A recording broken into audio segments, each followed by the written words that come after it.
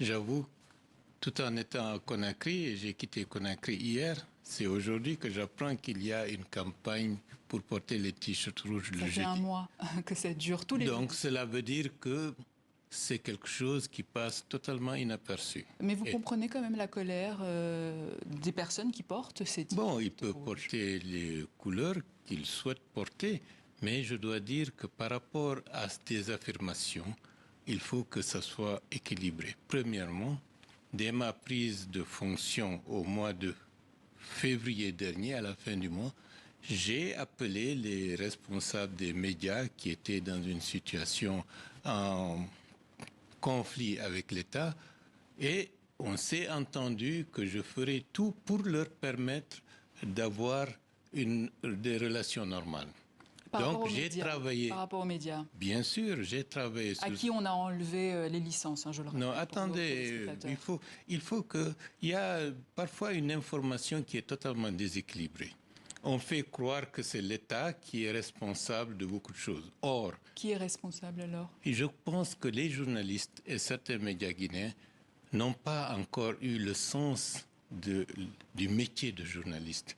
Être journaliste, ce n'est pas rechercher le sensationnel, c'est d'avoir une position qui privilégie les faits et non pas des attitudes partisanes. Mais qu'est-ce Et qui vous permet d'affirmer cela, parce Monsieur que le de Premier toutes les ministre? façons, je le vis et nous avons été confrontés à cette situation où très souvent les journalistes, je ne dis pas tous les journalistes, ils doivent se rendre compte que l'activité journalistique et les positions politiques partisanes sont totalement différentes. Mais Et fermer des médias, c'est quand même une décision non, radicale. mais avant de fermer les médias, j'ai pendant 3 semaines mené disons, des relations, des médiations.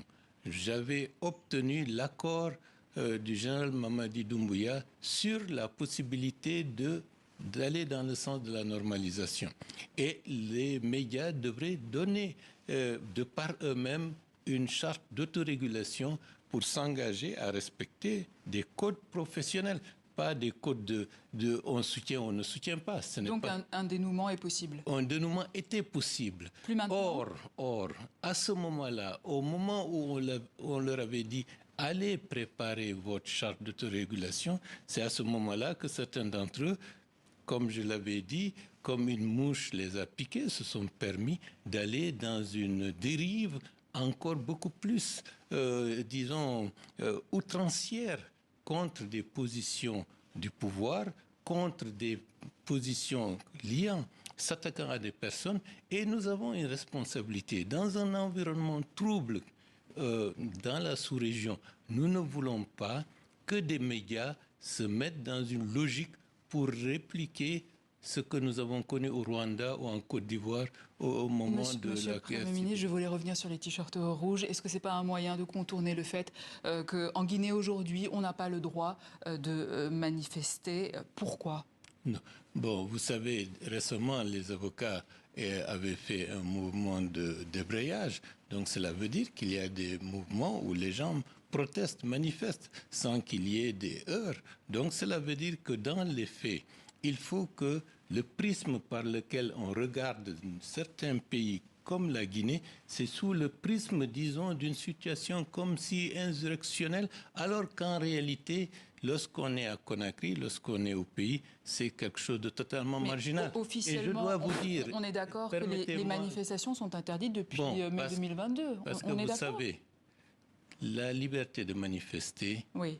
doit être dans un espace où la sécurité des personnes et des biens peuvent être respectées. Et est-ce qu'il y a une menace aujourd'hui Bien en Guinée? entendu, Quelle est-elle? bien entendu, il y a des menaces. Il y a des Au menaces. point d'interdire de manifester? Pour des mesures de prudence, je vous rappelle que j'étais le président de la commission d'organisation de la manifestation du 28 septembre 2009. Nous sommes dans une période de transition. Nous savons qu'il y a des forces politiques qui veulent coûte que coûte utiliser tous les moyens possibles et inimaginables pour restaurer leur pouvoir qu'ils ont perdu. Dans ce contexte, la prudence et la responsabilité auraient dû commander à ce que les gens fassent preuve de retenue dans leur manière d'exprimer des mécontentements. Mais dans un contexte de fragilité, il faut aller En de tout manière cas, Monsieur le prudente. Premier ministre, concernant cet enlèvement, je rappelle que depuis le 9 juillet, nous sommes sans nouvelles des activistes de la société civile Fonike Mengue et Biloba. Leurs épouses ont porté plainte ici à Paris pour séquestration. Le procureur général guinéen, dans un communiqué, a expliqué que les autorités n'ont rien à voir avec cette arrestation. Or, leurs avocats disent que les autorités de Conakry sont les responsables de cet enlèvement. Que répondez-vous à cela? Non, je dois dire d'abord, cette affaire n'est pas à l'avantage des autorités guinéennes. Parce qu'il y a des choses formidables qui sont en train de se faire en Guinée. Nous n'allons pas nous amuser à créer une situation qui parasite les efforts dans le sens économique, dans le sens, disons, de la restauration de certaines normes de gouvernance au profit d'une affaire qui met toutes les autres réalisations en arrière-plan. Donc, par rapport à la disparition de ces deux activistes, les autorités étatiques, à travers le communiqué du procureur général, ont été très claires. Mais néanmoins, il est de la responsabilité de l'État, lorsque des citoyens de la République de Guinée dans le territoire national disparaissent, de mettre tout en œuvre pour rechercher où ils sont. Donc, et de ce point de vue, vous avez mis en place des moyens de recherche. et de ce point de vue, le parquet, le ministre de la Justice et des Droits de l'Homme et les forces de défense et de sécurité sont chargés de rechercher M. Fonike Mengue et M. Biloba pour s'assurer que leur vie n'est pas en danger et, le cas échéant, les retrouver. Alors, pendant le dialogue inclusif, vous étiez à la tête de votre parti, l'URDG. Vous aviez alors défendu une transition de courte durée, mais depuis que vous êtes Premier ministre, vous faites la promotion d'un glissement de calendrier. Vous l'avez dit même sur notre antenne de TV5 Monde. Que s'est-il passé? Non, je pense qu'il y a eu un décalage. Ça fait près de 10 ans que je ne suis pas à la tête de l'UFDG. Et je suis à la tête d'un parti qui s'appelle l'UDRG. Et ma position par rapport à la transition, contrairement à d'autres qui voulaient coûte que ce soit une transition très courte, j'avais dit il faut que nous fassions une transition qui permette à la Guinée de ne plus revenir en arrière. D'où la nécessité de la refondation, d'où la nécessité de mettre en place des mesures tant pour le recensement électoral qui permettent d'avoir des instruments fiables.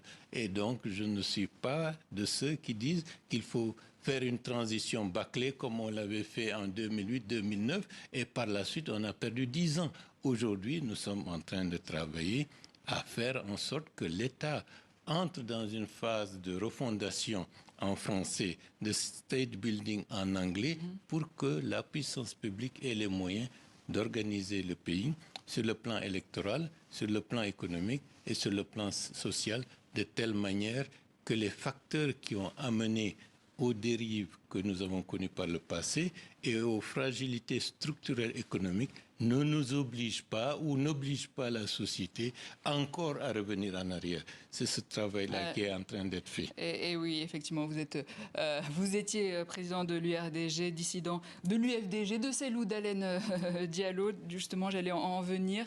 Voilà plus d'1 an que certains opposants, comme vous l'étiez aussi, sont en exil. Je pense aussi à Sidya Touré, Cellou Dalein Diallo. Vous échangez avec eux aujourd'hui? Non, j'ai échangé il y a quelque temps avec M. Sidya Touré.